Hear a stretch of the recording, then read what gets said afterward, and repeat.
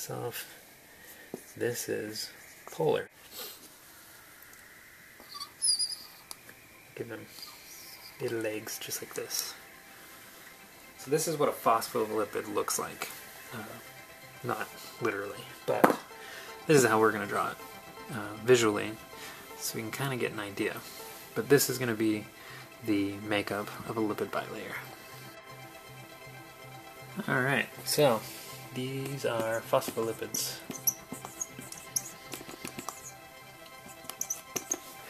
Okay, and so let's remember again, what we have is a polar side and a non-polar side. So let's say these guys are in water. Okay, what side is going to like working with water? Well, we said water is a polar molecule, right? So what did we say polar was? Positive side and a negative side. So when you have these guys interacting with water, they're going to like water. Okay, so these guys are hydrophilic.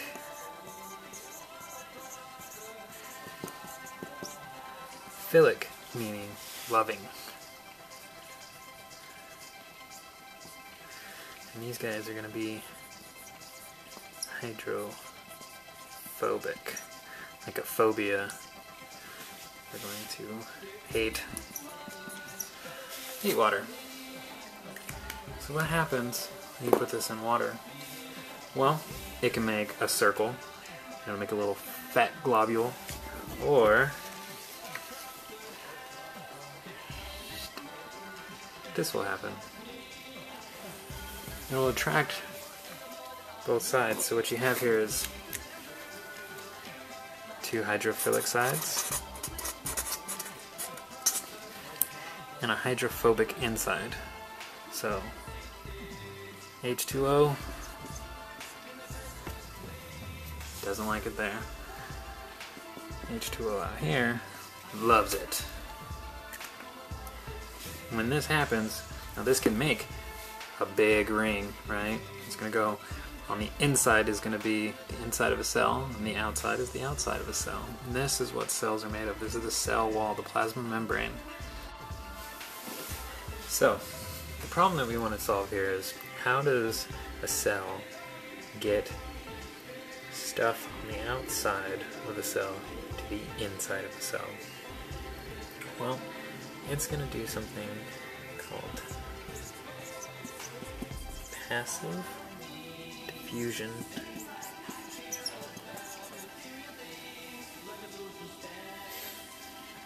or simple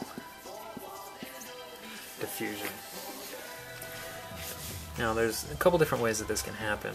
We'll talk about passive first because this requires no energy. No energy in the form of ATP. There's going to be, later we'll talk about active diffusion, where you're pulling something across its gradient, going upstream, if you will. But what we're going to talk about first is this passive diffusion.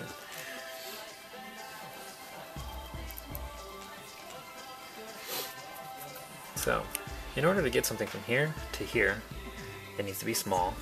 It can't be a large molecule. It needs to be small, and it needs to be non-polar. If we have these guys that are non-polar, they're going to move right through pretty easily. Okay, so how does that happen? How does that work? Well, as you know, there is a constant movement of atoms. They're constantly bouncing around. And so what you have is, let's say, got a bunch of these guys over here on the outside of the cell. And continuous diffusion, right? Can go both ways. But it wants to be happy. Now, it's not going to go this way and continue going this way. Continue going this way, because there's too much over here. It's almost like when this comes over here, it's going to push one back down. It's going to push one back down. So it's always going to be nice Nice, simple. So again, it's got to be small enough to get through here, and it's got to be non-polar. This was water, and this would be called osmosis. So, we talked about osmosis, we talked about the passive diffusion, but now what happens when we have things that are polar? Something like, let's say, sodium, right? It's got a charge on it. How's he going to get through? How's he going to get through this area? Well, there's proteins. What's going to happen is, let's say you have one that's over here, and then he's going to work his way through. He's going to have a helix, and then boop. So this is a single domain type of protein. You can have multiple domains, so it comes through again, and comes through again. So this has three domains of a protein, right? And now this part is going to keep it inside this hydrophobic region, and if it tries to push out, the hydrophilic regions are going to push it back in, and it's going to be kind of anchored here. And these parts of the protein are going to be able to react with things on the outside and communicate with that is on the inside. So this is a alpha helix. Put that over here. Alpha helix. There's another form, and that's your beta sheet. Your beta sheet's going to look something like this. So you have our protein, and it's going to create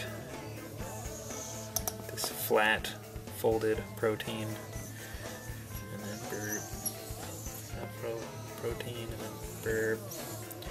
Right? And you're going to have these going different directions. Right, so you can see the difference in the shape here. Unlike that of the helix, this is a beta sheet. And what this ends up forming inside this lipid layer is a tube, if you will, a channel where things can go in here and come out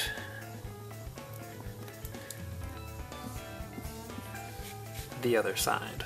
It's going to create a hole.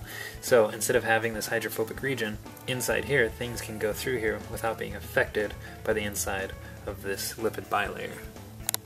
Here we have our protein. It's the beta sheet channel, right? And now let's say we're not working with something like oxygen, which is non-polar. Oxygen's going to diffuse right across that cell membrane, no problem. Now we're working with something that's charged, like let's say sodium. So these guys now go through this channel, go through this one, go through here. Now we have 4 on both sides, and now it's happy. And again, this can happen both ways, but it's going to push this one back down. And this is called a concentration gradient. Concentration gradient. And again, this is still passive because there's no energy that's being expended here. No ATP. It's just moving along this concentration gradient. This concentration gradient is very, very important. In passive, again, this is passive. In order for this to happen, it's always going to move down its concentration gradient. You can think of it as going downstream. It's not going upstream. It's going down. So it requires no energy. So we had just talked about the passive concentration gradient diffusion of sodium moving along, and it was facilitated by this protein. There's another way that I can do it. The last one was called a channel, right? That was our tube. Just kind of move down the tube. Now, sometimes what you'll have is a carrier protein. So this one, he is specifically shaped like a paperclip. So when a paperclip comes in here, it recognizes, causes a conformational change.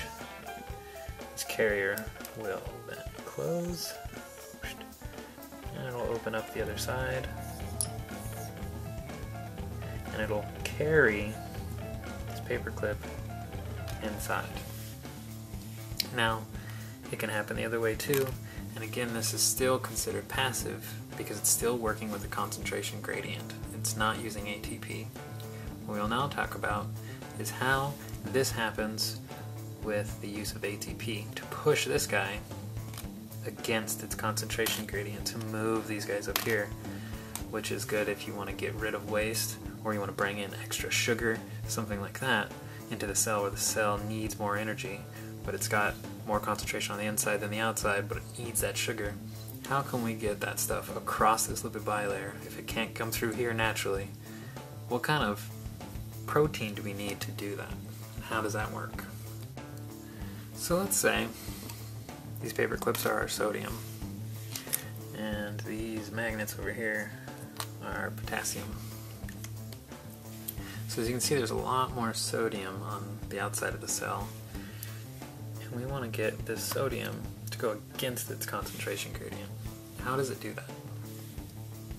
Well, you take these little sodiums and you add ATP, or adenosine triphosphate. This is the cell's energy. Okay? This is going to create a conformation change. These guys are going to go inside this protein. So triphosphate. Keyword here is tri, meaning there's 3 phosphates. Alright? So what's going to happen is one of those phosphates is going to come off, and it's going to turn this into diphosphate. It's no longer be tri, it'll be diphosphate. And this phosphorylation is going to cause a conformation change where this little protein is going to close up,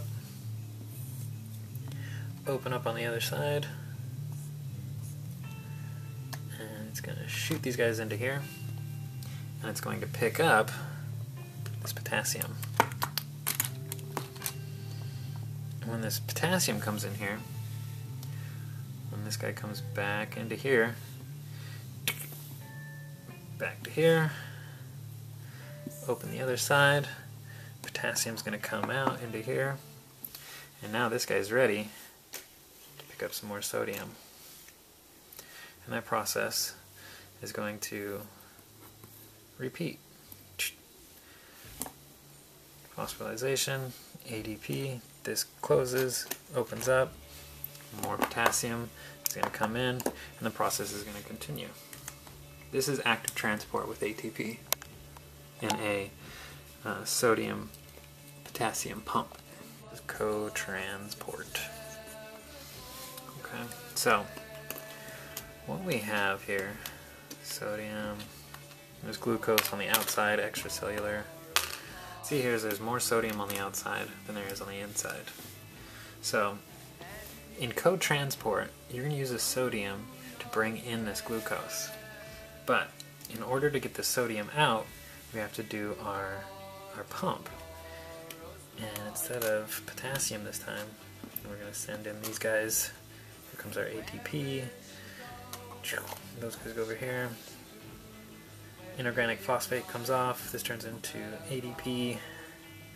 This guy closes, opens up, shoots these guys out. They're going to come back down their concentration gradient. They want to be on this side because there's too much sodium over here. So these guys are going to fall down here, and when they do, they're going to drag this glucose with it. This is going to close back up. It's going to open. ATP, inorganic phosphate, is going to phosphorylize, cause a conformation change. 3 sodiums are going to come through this protein. Now there's too much sodium on this side, and they are going to grab a glucose on their way in. It's going to move across the concentration gradient. Now what's interesting about this is we're assuming that the inside of the cell has more glucose. So glucose is moving against its concentration gradient. Sodium is moving with its concentration gradient. So co-transport is a type of active transport